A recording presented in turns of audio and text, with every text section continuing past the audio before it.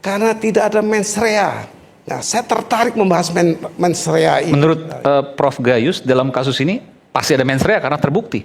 Kalau bagi saya tidak tepat masuk sebagai ada tidak adanya mens rea. Kalau mens rea itu niat jahat. Karena ya? hukum pidana tidak mempersoalkan pikiran orang, tapi perbuatan orang. Di mana perbuatan yang kemudian dinyatakan sebagai niat jahat dalam kasus Nadiem? Nah, ini perbuatan menghasilkan kesalahan yang dinilai oleh hakim layak untuk dijatuhi hukuman. Contohnya misalnya jatuhkan pidana kepada terdakwa oleh karena itu dengan pidana penjara selama 10 tahun dan pidana denda sejumlah 1 miliar yang harus dibayar dalam jangka waktu 1 bulan, menjatuhkan pidana tambahan kepada terdakwa berupa pembayaran uang pengganti sebesar 809 miliar.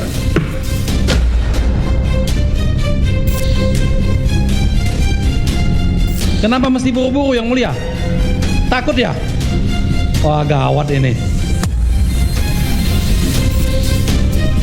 Saya divonis secara praktis 15 tahun.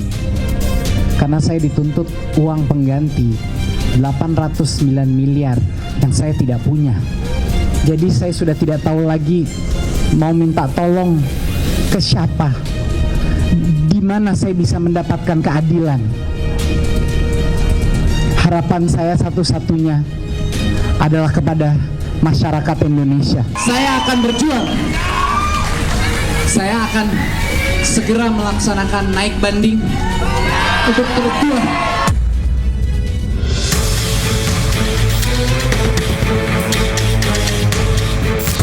Tim penuntut umum sudah menyatakan upaya hukum banding terhadap perkara tersebut dan kami tetap mengapresiasi dan menghormati putusan pengadilan yang telah ditetapkan. Namun kami mengajukan pada hari ini, tim penuntut mengajukan upaya hukum banding. Hakim mengatakan bahwa tidak ada aliran dana ke Nadiem. Begitupun hakim yang dissenting opinion, tidak ada yang mengatakan aliran dana. Bagaimana orang yang tidak ada aliran dana, tidak dapat keuntungan apa-apa, harus kena uang pengganti?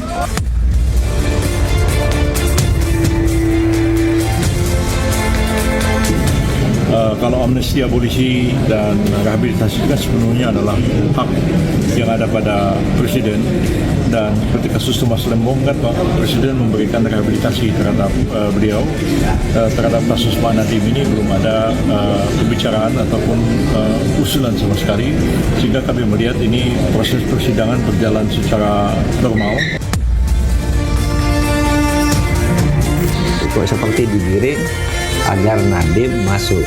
Nampaknya memang target, tapi saya tidak tahu sampai sekarang itu Nadiem tuh musuh politiknya siapa, musuh konglomerat hitamnya siapa dan sebagainya kan kita nggak pernah dengar ya. Ini anak lurus-lurus saja gitu. Penentu terakhir itu keyakinan hakim.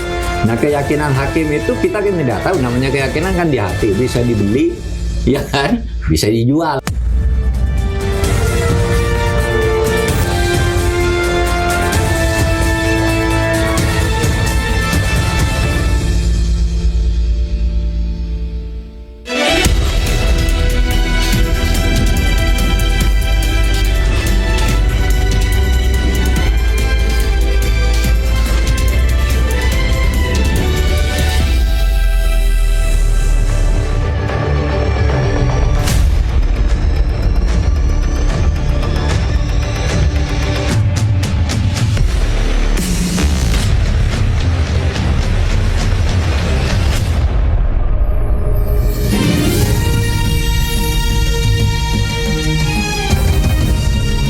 Disiarkan langsung dari studio MNC Conference Hall Ainus Tower, Jakarta.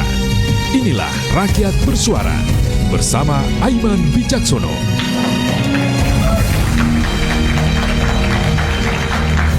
Nadiem Makarim divonis 10 tahun penjara dan tambahan 5 tahun karena tak mampu membayar uang pengganti lebih dari 800 miliar rupiah. Penilaian hakim terpecah, opini publik terbelah. Ada yang meyakini Nadiem korupsi, ada pula yang mengamini ia korban kriminalisasi. Benarkah ada ruang yang remang di balik lembar amar putusan? Saya Aiman Wicaksono, inilah Rakyat Bersuara. Saya akan panggilkan langsung narasumber saya pada malam hari ini, istimewa sekali. Yang pertama adalah istri dari Nadiem Makarim, Mbak Franka Makarim. Selamat malam Mbak Franka. Kemudian pengacara Nadiem Makarim, Bung Ari Yusuf Amir. Selamat malam Bung Ari Yusuf Amir. Silakan.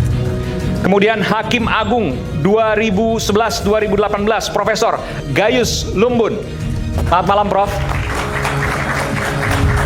Ini pendekar hukum kita. Silakan Prof. Terima kasih. Silakan Prof. Kemudian saya panggilkan Ketua KPK 2022.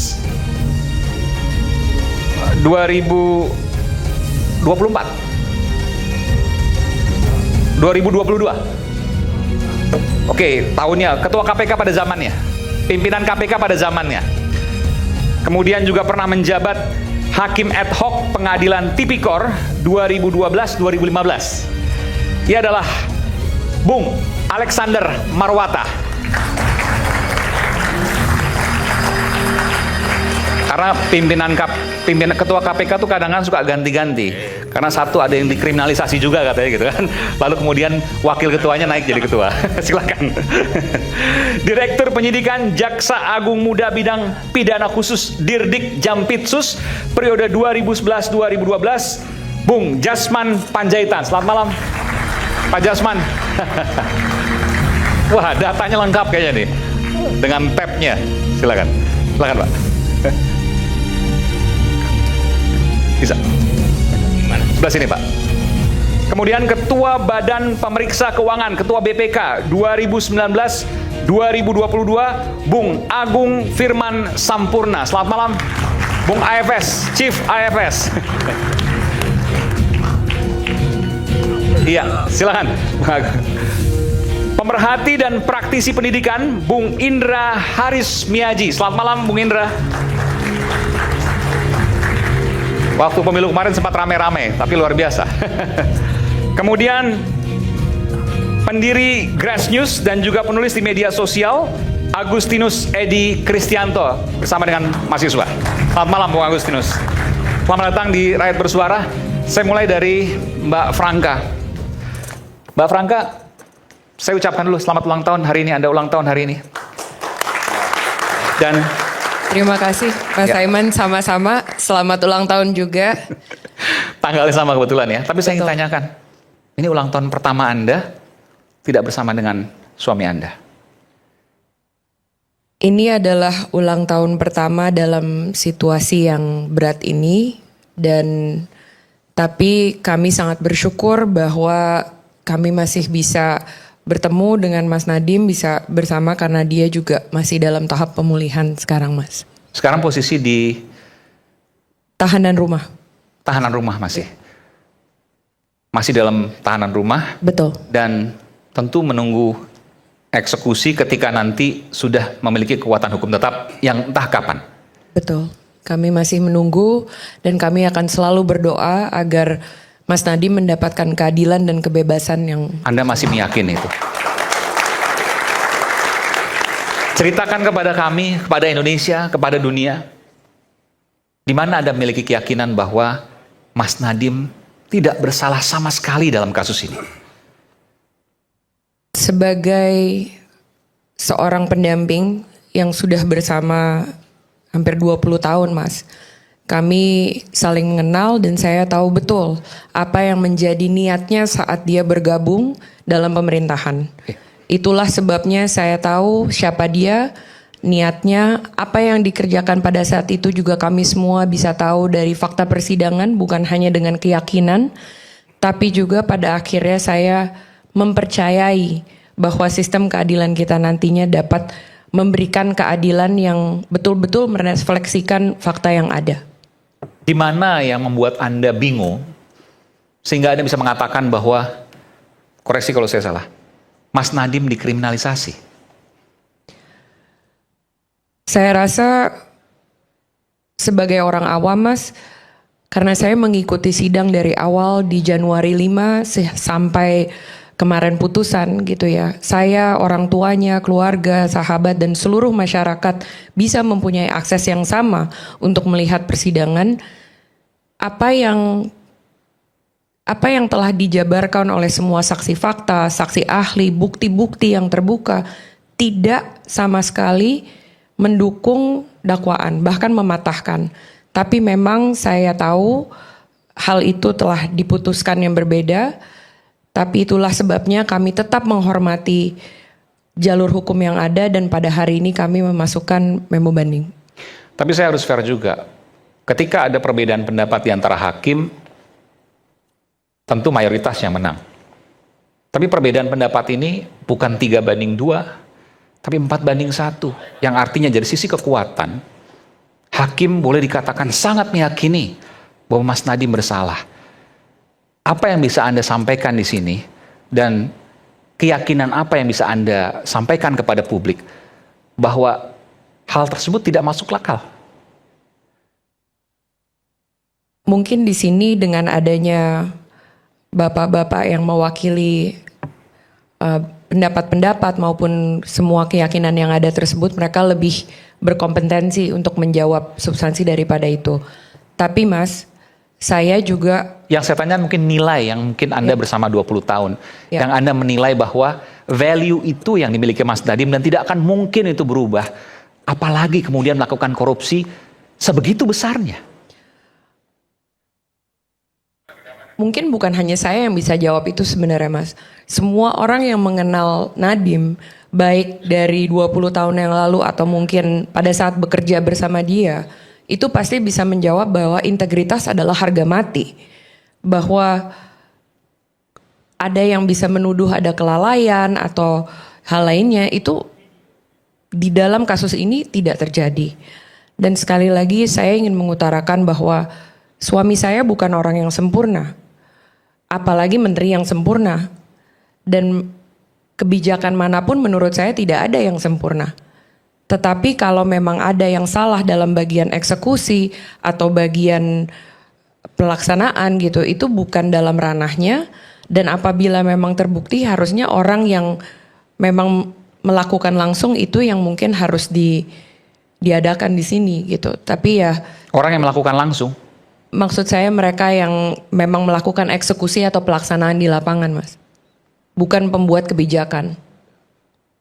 artinya Anda meyakini bahwa korupsi itu terjadi, tapi bukan di Mas Nadiem pembuat kebijakan, tapi di level pelaksana?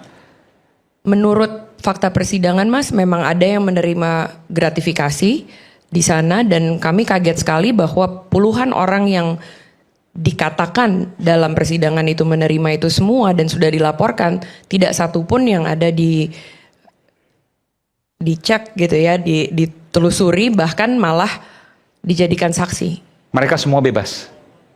Mereka semua bebas. Menerima gratifikasi, menerima korupsi itu di level pelaksana mereka bebas, tapi pembuat kebijakannya justru dipidana 15 tahun penjara. Iya, Mas. Itu yang mengusik rasa keadilan Anda? Yang mengusik rasa keadilan saya adalah suami saya yang telah ditahan sejak 4 September 2025 sampai hari ini, setelah melewati persidangan, setelah mengutarakan dan memperlihatkan semua bukti yang ada, masih belum juga mendapatkan keadilan. Itu yang mengusik saya. Oke, saya tanya dulu mungkin ke Prof. Gayus. Bagaimana mungkin ada orang gratifikasi di bawah pelaksana tidak kemudian dikenakan jerat hukuman, tetapi kemudian hanya pembuat kebijakan yang dikenakan hukuman yang begitu berat? Bagi pandangan saya, dinamika menghadapi putusan ini memang sudah terpolarisasi ke banyak pihak. Hari ini seperti disampaikan tadi mau terbelah betul. Jadi situasi memang terbelah. Tapi konsep praduga tak bersalah harus dikedepankan. Sampai hari ini putusan hakim belum menjadi putusan yang final. Masih ada upaya hukum lain. Itu hak-hak dari pihak yang diputuskan bersalah. Namun kita harus menghormati pengadilan, dan saya sepakat kalau itu putusan pengadilan harus dihormati sebagai negara hukum. Namun kita juga perlu sebagai masyarakat mendalami hal-hal yang ada pada putusan itu secara netral. Ya, seperti apa? Pertama, mungkin saya melihat adanya dissenting opinion. Ya. Dissenting opinion ini ada temannya sebenarnya, adanya concurring opinion. Concurring itu tidak mempersoalkan putusan serat-mat berapa tahun, tapi esensi dari substansi putusannya berbeda walaupun sama putusannya. Nah, ini menjadi juga perhitungan masyarakat di luar. Apakah dengan dissenting ini dilakukan oleh seorang hakim menjadi lemahnya putusan, atau sebaliknya dissenting ini memperkuat putusan? Artinya hakim betul-betul berjuang bersama-sama untuk tidak ada kompromi, sehingga timbullah dissenting opinion ini, maupun sifatnya concurring di dalamnya, karena ada hal-hal dimuat di situ, karena tidak ada mens rea. Nah, saya tertarik membahas mens rea ini. Menurut Prof. Gayus, dalam kasus ini pasti ada mens rea karena terbukti. Kalau bagi saya tidak tepat masuk sebagai ada tidak adanya mens rea. Kalau mens rea itu niat jahat. Karena ya? hukum pidana tidak mempersoalkan pikiran orang, tapi perbuatan orang. Di mana perbuatan yang kemudian dinyatakan sebagai niat jahat dalam kasus Nadiem? Nah, ini perbuatan menghasilkan kesalahan yang dinilai oleh hakim layak untuk dijatuhin hukuman. Contohnya misalnya di sini? Saya tidak bisa saya tidak membaca. Menguntungkan pihak ketiga, pihak lain. Ya bisa begitu, atau tidak menguntungkan dirinya secara langsung juga bisa. Jadi ini kan pikiran-pikiran yang dicurigai, apakah ada niat jahat atau ada guilty mind. Ya. Tapi kalau terbukti oleh pengadilan artinya pasti ada niat jahat. Begini, saya yang persoalkan adanya guilty mind atau adanya satu pikiran yang memang tidak kotor. Ini kan dipersoalkan di dissenting opinion seperti itu. Ini yang mengatakan juga yang hakim yang dissenting. Jadi ini masyarakat sekarang dengan pengetahuan hukumnya mulai menghitung. Tapi intinya apakah dengan dissenting ini putusan ini menjadi lebih kuat atau lemah, kan terpecah. Saya tidak bisa mengukur itu karena saya bukan hakimnya. Tapi kira-kira terpecah itu karena ya berarti nggak solid ini dalam putusan ini. Tapi kalau yang mendukung atau yang merasa ini adil, ya ini betul-betul pertempuran hakim ini untuk menentukan apakah salah apa tidak. Skorsnya 4-1. Betul, 4-1. Saya ke Bung Agung Firman Sampurna. Chief Agung, Anda ahli ya di dalam kasus ini dari sisi Mas Nadiem. Dari mana kemudian, saya tanyakan dulu, Anda seorang profesional, ketua BPK pada zamannya. Di mana kemudian Anda merasa terpanggil untuk membela kasus ini? Saya boleh katakan membela, saya garis bawahi ya. Membela Nadiem. Ya, kebetulan saya diberikan berkas-berkasnya oleh Pak Ari Yusuf Amir. Kami bertemu di Palembang. Beliau tanya apakah saya mau membela. Saya katakan apakah ada dokumen-dokumennya. Saya pelajari dulu. Saya baru akan memberikan dukungan saya, memberikan pendapat profesional saya yang mungkin itu dianggap sebagai pembelaan, dan saya kira memang ia setelah mempelajari. Setelah kemudian mempelajari secara mendalam dokumen-dokumen yang diberikan kepada saya, khususnya terkait dengan laporan hasil audit kerugian negara yang digunakan sebagai bukti dari kasus ini. Kan ada kerugian negaranya. Nah, ini yang ingin saya sampaikan. Kerugian negara itu kan ada metode menghitungnya, Pak Iman. Tetapi mari kita bicara fakta persidangan, karena ini kan waktunya pendek. Fakta persidangan itu memperlihatkan bahwa harga jual, kan sebenarnya kasusnya ini adalah laptopnya nih ya. Harga jual laptop itu di bawah harga pasar. Itu diakui oleh auditor yang menyusun LHA kerugian negara ini. Dengan entah metode apa yang digunakan oleh mereka. Tetapi kenyataannya adalah ternyata kerugian negara itu tidak terjadi. Karena dia harganya di bawah harga pasar, maka bagaimana ngitung selisihnya? Padahal kan sebenarnya pada saat melakukan proses pengadaan yang dilakukan oleh LKPP, sekali lagi yang melaksanakannya adalah LKPP. Tidak dilakukan oleh Nadiem, tidak dilakukan oleh PA, tidak dilakukan oleh KPA, tidak dilakukan oleh PPK, tapi diserahkan kepada LKPP. Itu sebenarnya sudah banyak sekali pengamanan yang dilakukan, mulai dari penentuan SLR ya, Suggested Retail Price, dan kemudian pembuatan surat pernyataan tanggung jawab mutlak. Ini harus diketahui bahwasanya ada yang namanya surat pernyataan tanggung jawab mutlak oleh pelaksana pengadaan ini, di mana apabila terjadi pemahalan harga mereka bertanggung jawab untuk mengganti. Jadi ada itu surat surat pernyataan tanggung jawab mutlak dan sudah diaudit. Setelah dilaksanakan diaudit dan kemudian hasil auditnya yang dilaksanakan oleh BPKP tidak ditemukan adanya temuan kepatuhan yang signifikan, termasuk tidak ditemukan adanya pemahalan harga. Dan oleh karena itu melihat juga bagaimana konstruksi yang dibuat di LHA kerugian negaranya, saya sebagai akademisi dan sekaligus praktisi mengatakan tidak ada kerugian negara. Tidak ada kerugian negara. Meskipun tidak ada kerugian negara. BPKP kalau tidak salah itu menyatakan ada kerugian negara. Ya itu makanya pada saat diuji di pengadilan kan ditanyakan apakah kemudian harga laptop ini fakta persidangan ya. Apakah kemudian harga laptop ini di bawah atau di atas? Di bawah atau di atas? Harga pasaran. Ini kan lebih murah. Jawabannya ya kok lebih murah. Jadi mereka ngakui bahwasanya betul kan itu kan Pak Ari kan mereka ngakui bahwasanya itu lebih murah. Lah kalau dia lebih murah bagaimana kemudian terjadi pemahalan harga? Kan kerugian negara itu terjadi kalau terjadi pemahalan harga, selisih dari pemahalan harga itu yang menyebabkan terjadinya kekurangan uang, surat berharga, barang yang nyata dan pasti jumlahnya. Dengan tidak adanya selisih tersebut, dari mana sumber kerugian negaranya? Itu nggak masuk akal. Ya enggak masuk akal dan enggak mungkin ada seperti itu. Jadi tidak ada kerugian negara, tapi kemudian dianggap sebagai korupsi, bahkan harus membayar uang pengganti 800 miliar rupiah lebih. Saya akan berpendapat membatasi saya sebagai praktisi dan juga akademisi yang ngajar audit.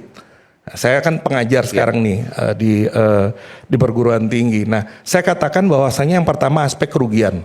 Kerugian itu fakta persidangan. Kerugiannya nggak ada menurut Anda ya? Nanti kita akan. Kerugian itu fakta persidangan itu menunjukkan diakui oleh auditornya bahwa harganya di bawah harga pasar. Artinya tidak ada kerugian negara. Itu yang pertama. Ya, kemudian yang kedua prosedur pengadaan. Prosedur pengadaan ini unsur perbuatan, Mas. Prosedur pengadaan itu pertama pelaksananya adalah LKPP yang sudah dilaksanakan sesuai dengan ketentuan perundang-undangan. Kemudian kedua tadi yang saya sampaikan itu dilengkapi dengan apa yang kita sebut dengan surat pernyataan tanggung jawab mutlak. Kalau ada pemahalan diganti. Kalau ada pemahalan diganti. Kemudian yang ketiga dilakukan audit kepatuhan setelah itu dilaksanakan untuk mengetahui ada nggak oleh siapa masalah nih? Oleh BPKP 2020-2021. Kalau dalam hasil audit itu ada pemahalan maka SPTMJ tadi kan jadinya dikoreksi otomatis berjalan. Dan tidak ada hasil itu? Tidak ada. Kemudian yang keempat nih yang paling penting, posisi Nadiem sebagai menteri itu tidak terlibat di dalam teknis operasional pengadaan. Ini hal-hal yang penting juga. Dan yang paling penting ada satu lagi. LHA kerugian negara itu harus, karena dia adalah LHA, adalah laporan hasil audit investigasi, harus mengungkap siapa, melakukan apa, bagaimana, di mana, dan kapan. Terkait yang menyebabkan terjadinya pemahalan harga. Nah, LHA kerugian negara ini tidak pernah mengungkap itu. Laporan hasil analisa itu? Tidak, laporan hasil audit kerugian negara. Itu standar bahwasanya laporan hasil audit harus mengungkap siapa melakukan apa, bagaimana, di mana, dan kapan. Dan tidak ditemukan adanya fraud di situ? Ya artinya paling tidak di dalam laporan itu tidak disatakan. Dia menjelaskan ada metode yang mereka gunakan pendekatan yang dia sebut rekalkulasi itu, dan kemudian entah bagaimana, tetapi kemudian tidak dijelaskan. Kalau terjadi pemahalan harga, siapa yang bertanggung jawab? Bagaimana proses, kan pemahalan harga itu kan terjadi akibat katakan terjadi persekongkolan. Kalau tidak ada persekongkolan karena dia misalnya kelalaian tidak jadi pidana dong. Ini terjadi karena orang sengaja bersekongkol. Nah itu kan harus diungkap di dalam LHA. Siapa yang bertanggung jawab? Bagaimana mereka melakukannya? Kapan? Di mana? Nah itu tidak ada. Jadi saya tidak akan kemudian menilai putusan hakim, tetapi dalam pendapat profesional yang saya kuasai sebagai praktisi dan juga sebagai akademisi, itulah yang terjadi. Dan Anda menilai dari semua apa yang Anda analisis tadi, Anda bingung kenapa kemudian ini bisa dianggap salah? Karena tidak ada satupun celah kesalahan menurut Anda. Kalau saya punya pendapat begini, mungkin, tapi ini pendapat saya, ini bagian ini bukan pendapat profesional. Tadi pendapat profesional, Iman. Sekarang ini pendapat saya sebagai pengamat mungkin, karena sebelumnya sudah diputus, Ibam bersalah. pada saat proses pengadilan IBAM, kemudian IBAM ini ada kasus yang lain ya? Ya, yang swasta, itu strategi pembelaannya tidak sampai sedetil dan sedalam ini. Jadi mungkin hakim harus, kalau ini berbeda kan nggak konsisten putusannya. Mungkin seperti itu, tapi saya nggak tahu. Tanya sama Profesor Gayus kalau soal itu. Ya, tapi ada banyak kemudian misalnya orang yang kemudian tidak bersalah, lalu kemudian dia masuk sidang, ditahan, maka kemudian pada saat putusannya kemudian dipaskan ya dengan waktu dia untuk keluar, kan banyak seperti itu juga. Jadi itu artinya menyesuaikan yang salah sebelumnya. Tapi apakah itu yang terjadi? Itu sudah masalah hukumnya. Tetapi dalam konteks tata kelola dan audit itulah yang terjadi. Dari sisi konteks kasusnya, Anda tidak melihat ada celah sedikit pun yang Nadiem lakukan merupakan kesalahan? Nggak ada, karena tidak terlibat. Tidak ada. Karena Nadiem tidak masuk dalam proses. Seandainya ada masalah, sedikit pun celah tidak ada. Nggak ada, karena gini. Kan kalau orang melakukan perbuatan pidana itu, tanya nih Profesor Gayus, dia ahlinya, kan ada giumnya Prof ya. Ada causa proxima, non remota, spektator. Yang diperhatikan tuh akibat langsung. Apa nih yang langsung nih? Ada orang naik mobil tabrak anak-anak muda. Ditanya, Anda kenapa sampai nabrak? Bapak sih beliin gua mobil. Kan padahal sebenarnya bukan karena bapaknya beliin mobil, tapi karena pada saat dia mengendarai mobil, mungkin dia masuk ke jalan yang berlawanan arah dan sebagainya. Jadi yang paling dekat yang menyebabkan, yang bisa dibuktikan bahwa itu yang menjadi penyebab. Ini istilahnya itu teori kausalitas. Nah, itu yang saya sampaikan dalam pandangan saya sebagai profesional. Kalau mau dicari salahnya pasti ada, seperti kasus mobil tadi. Enggak. Ini dalam kasus ini kan kasusnya adalah kasus pengadaan laptop. Iya. Kasus pengadaan disebut Chromebook di situ, itu bukan merek. Chromebook di situ adalah menggambarkan bahwa laptop ini menggunakan Chrome Device Management, yaitu alat kendali yang digunakan oleh pemerintah untuk memantau apakah kemudian laptop itu memang digunakan untuk pendidikan. Karena bisa digunakan untuk yang lain, misalnya untuk pinjol, misalnya untuk melihat hal-hal yang tidak diperkenankan. Nah, Chrome Device Management ini digunakan untuk memantau, ini dipakai benar nggak untuk pendidikan. Kalau dia dipakai untuk kegiatan selain kegiatan pendidikan, maka bisa dimatikan. Ini canggih sekali. Nah, dalam kasus yang ini, artinya dalam kasus pengadaan ini, tidak mungkin Nadiem itu dianggap bersalah. Karena dia tidak terlibat dalam prosesnya. Dia pembuat kebijakan. Kebijakan kan tidak bisa dipidana. Di dalam kebijakan itu ada proses pengadaan. Nah, kalau kita anggap proses pengadaan ini ada masalah, maka mereka yang melaksanakan proses pengadaan ini kan, siapa yang melaksanakan proses pengadaan ini? Proses pengadaan ini kan dilaksanakan oleh LKPP.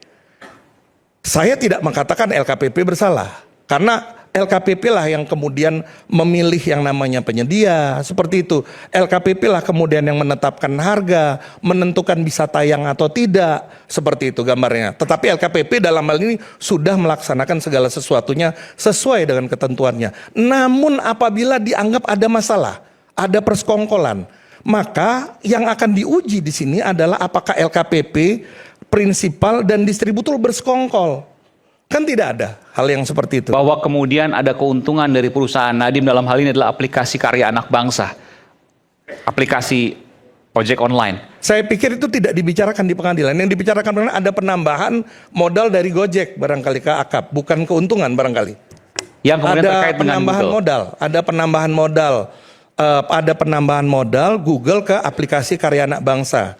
Yang kita sama-sama tahu, bagi kita yang mengerti mengenai masalah tata kelola perusahaan, corporate governance, penambahan modal itu berdampak buruk pada pemegang modal yang lama, karena modalnya terdilusi dan kemudian jatah dividennya jadi berkurang gitu loh.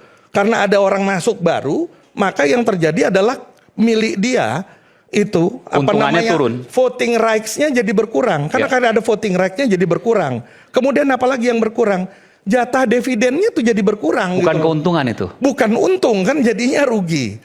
Itu posisinya. Walaupun masuk modal, arus fresh money. Ya kan itu kan capital flow. Kan masuk modal itu kan bukan masuk ke kantong pribadi para pemegang saham. Pemegang sahamnya ada banyak. Pada saat Google masuk ke dalam akap, itu posisi saham Nadiem Makarim 3,46%. Setelah dia masuk jadi 3,40%, berkurang kan jadinya. Nah, dengan pengurangan itu kan dalam tanda kutip kan terjadi pengurangan manfaat. Dirugikan Mas Justru. Pengurangan manfaat itu bisa kita katakanlah to some extent dirugikan, seperti itu. Kemudian ada satu hal lagi, pengurangan voting right itu juga mengurangi seandainya perusahaan membagikan dividen, jatah dividennya berkurang. Itu gambaran awalnya seperti itu. Jadi mau dari sisi manapun Anda tidak melihat ada celah Nadiem salah di sini. Saya akan menggunakan saya akan menggunakan bahasa ini. Kasusnya kan kasus pengadaan laptop. Ya, itu kan kemana-mana sebenarnya itu cerita itu. Dalam kasus pengadaan laptop ini Nadiem jelas tidak bersalah. Tidak bersalah. Jelas tidak bersalah. Saya garis bawah itu. Dan saya akan kembali saat lagi tetap sama kami di Rakyat Bersuara.